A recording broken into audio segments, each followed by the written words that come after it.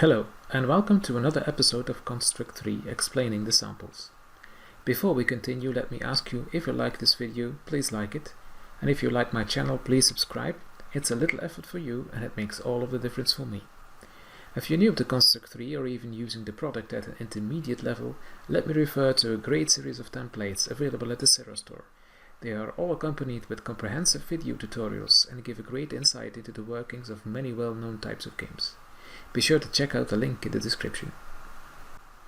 So here we're talking about the Spot the Differences template, and in the Spot the Difference template, though it's not very large, maybe I'll increase it. There are 8 differences between these two images, and you can try and spot them. I know there's somewhere around here, so let's do some clicking until we find all of the differences, and there we go.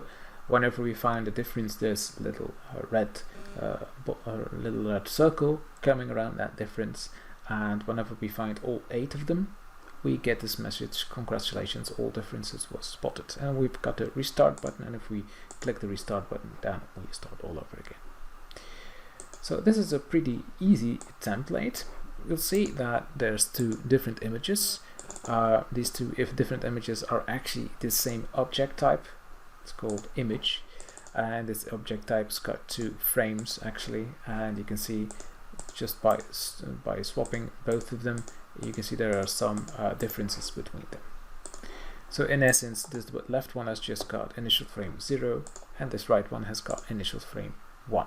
For the rest, it doesn't do anything really. But for those differences, there are 2 things here. You can see there's one area sprite, and it's this area sprite here is this transparent image, which has got a 35% opacity added to it, and it's everywhere we got a difference. Actually, there's opacity 35% opacity area is overlapping that, and there's also this circle, this red circle, which is already in place actually, but as you'll see, the initially visible property is set to false. So whenever we start the game, we will not see the areas, because the areas are also initially invisible, and the circles will also be initially invisible until we hit an area, as we'll see in the event sheet in just a moment.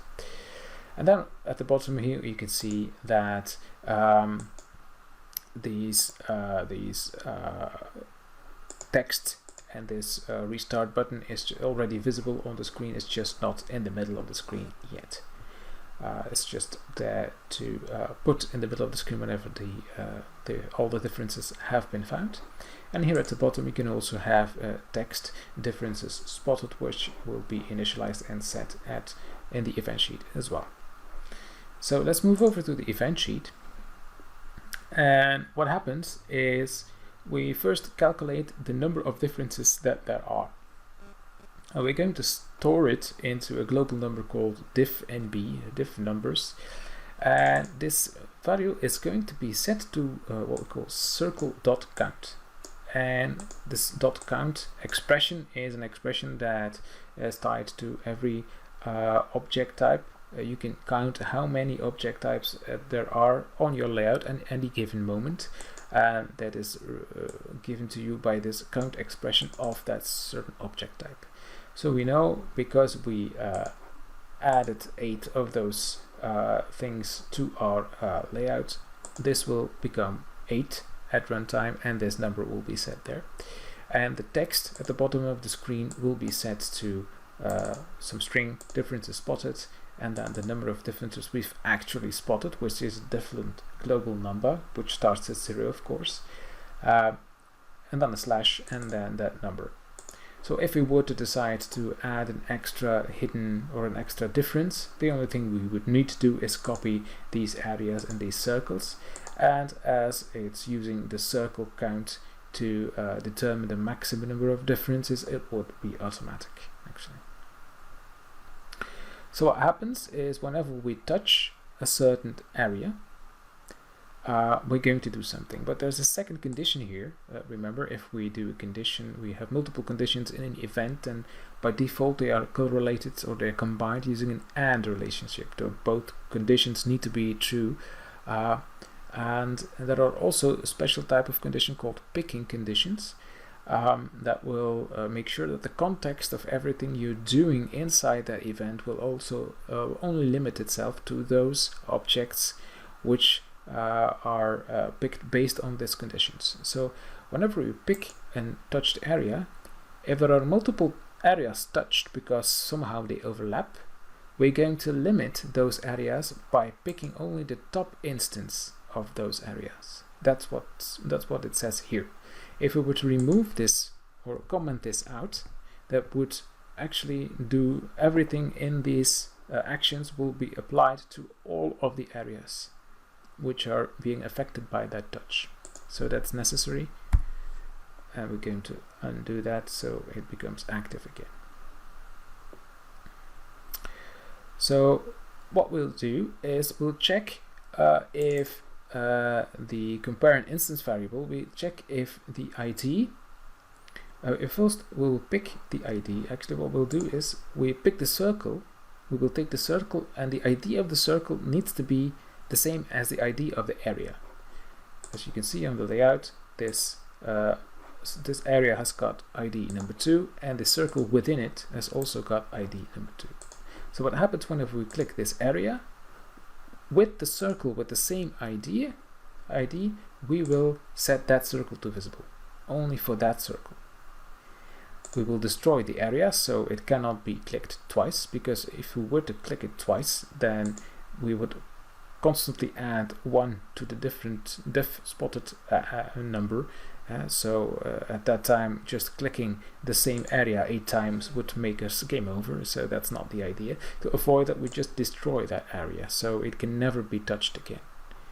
We add 1 to the different spotted, and we immediately update that text at the bottom. And after doing all that, we can test if the difference spotted, which was increased here, is equal to the number of differences that was established at the start of the layout. So if this becomes 8 and 8 becomes 8, what we'll do is we set the under game over and the under game over position and size to the layout width divided by 2 and the layout height divided by 2, and the size to the width and height of the layout. So what happens actually is this covers the entire layout. And if we go and look into the image points of those this area under game over sprite, there's a single image point here, bang in the middle. And what happens here is what we can do is we set the position of the game over text to image point 0, so that's bang in the middle of this under game over, and then we move that text to the top, and we also set the position of this button to the height plus 96, just to make it just appear just below the game over text we've just set the position to. And that's it. That's what happens actually. And whenever we touch this this button restart, we're going to restart the layout, so every object will be reset on its original position. Everything that was destroyed is going to be undestroyed, it's going to be created again. So these areas that were destroyed by touching them will be recreated automatically.